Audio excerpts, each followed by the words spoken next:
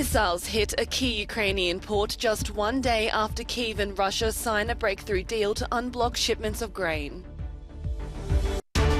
Europe's wildfires rage on, with a new devastating blaze ripping through Spain's Tenerife island as firefighters struggle to contain flames in Greece. Europe's unprecedented warm weather has impacted agricultural production throughout the continent, said to have a knock-on effect on food costs. The ink is still drying, but missiles have rained down on a key Ukrainian port just one day after Kyiv and Moscow signed a breakthrough deal to unblock shipments of grain. Ukraine's military says 2 Kalibra missiles hit Odessa, another 2 were shot down by air defense systems. The strike caused no significant damage to the port, but the deal now hangs in the balance. The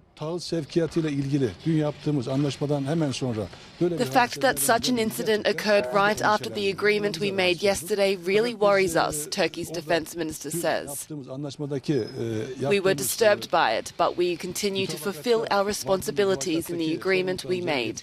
We expressed in our meetings that we are in favor of the parties to continue their cooperation calmly and patiently here. Ukraine is a major grain exporter, but because of the war, about 20 million tons is trapped.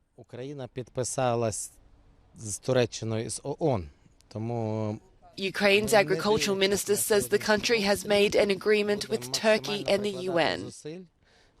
That's why we don't look to today's shelling. We will do everything to keep the agreement. This Russian attack is the 325th confirmation within 1 week that you can't trust them on their word. Under Friday's deal, Russia agreed not to target ports while grain shipments were in transit. Ukraine's President Volodymyr Zelensky has vowed to do everything possible to acquire air defense systems able to shoot down such missiles in the future. Days after Russian artillery strikes pound Ukraine's second-largest city, cleanup is underway and some residents return to see what little remains. 2 people were killed and 19 injured on Thursday's attack. The day before that, 3 were killed in strikes. All this after some resemblance of normal life had returned.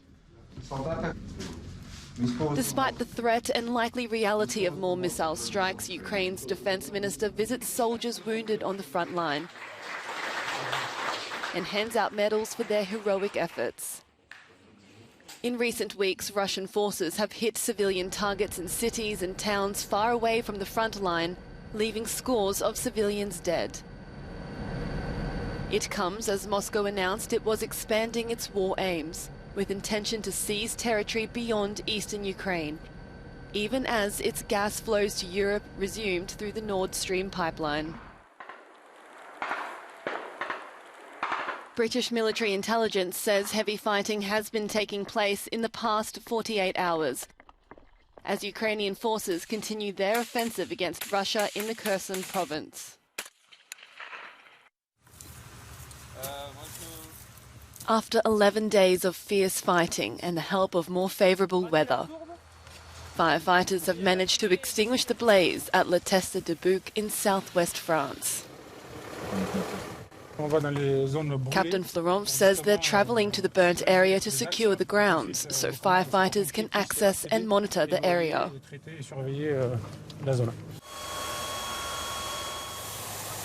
More than 19,000 hectares of pine forest has already been reduced to ashes in the Jurong region. In Spain, wildfires are still ripping through the nation, but the majority are now under control. Prime Minister Pedro Sanchez has blamed a climate emergency for the intense heat waves that are causing the blazes.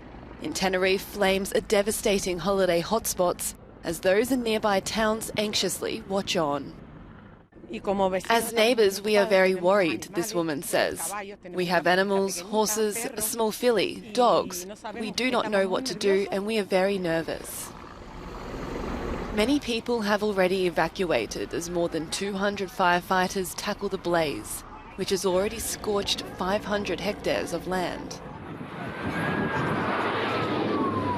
And the wildfire that started in the mountainous forests on the Greek island of Lesbos rages on.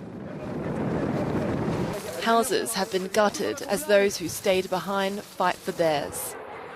More aircraft has joined firefighting efforts.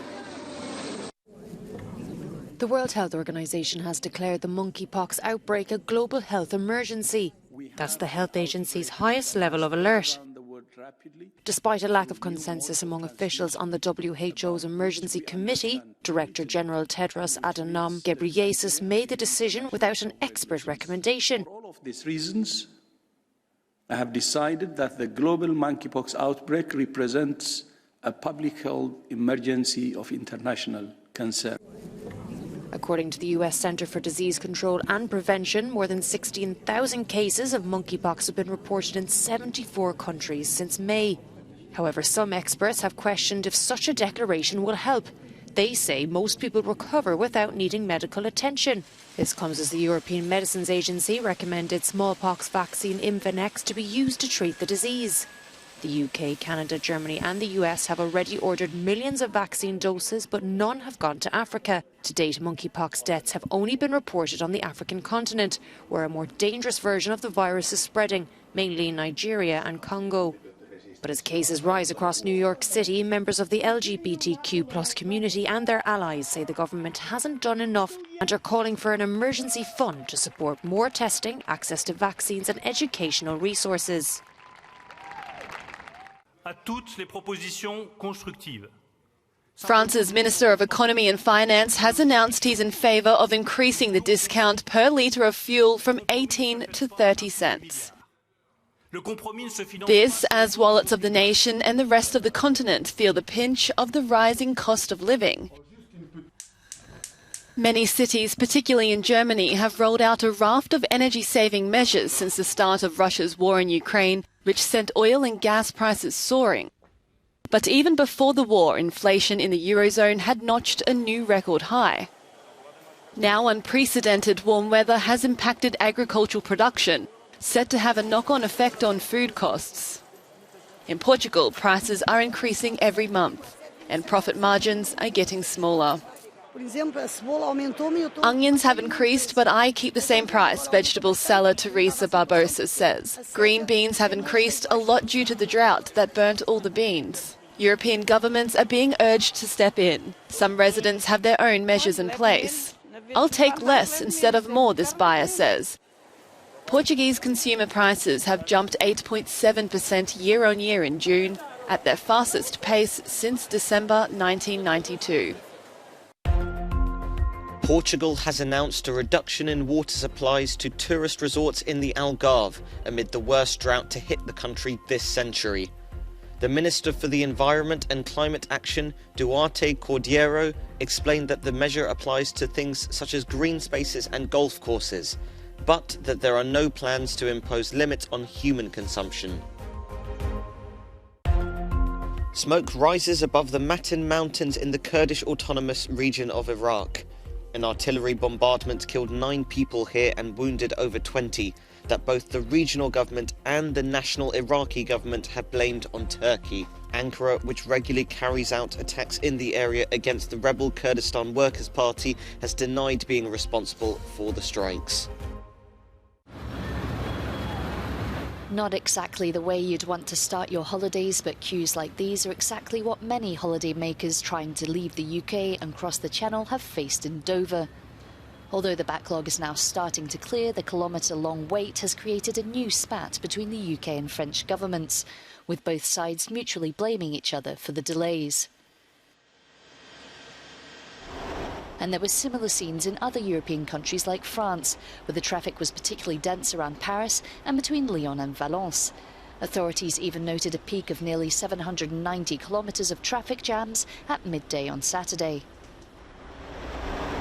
In Croatia, as the tourist season reaches its peak, traffic has increased on all roads heading towards tourist destinations on the Adriatic. Passengers have been arriving in waves since the early hours of the morning. There are quite a lot of crowds when entering the ferry port. As for this weekend, we expect over 75,000 passengers and over 15,000 vehicles. The pressure is quite high, especially towards Supatar. And in Switzerland, holiday traffic at the Gotthard North Portal was backed up for 15 kilometres with waiting times of up to 2.5 hours.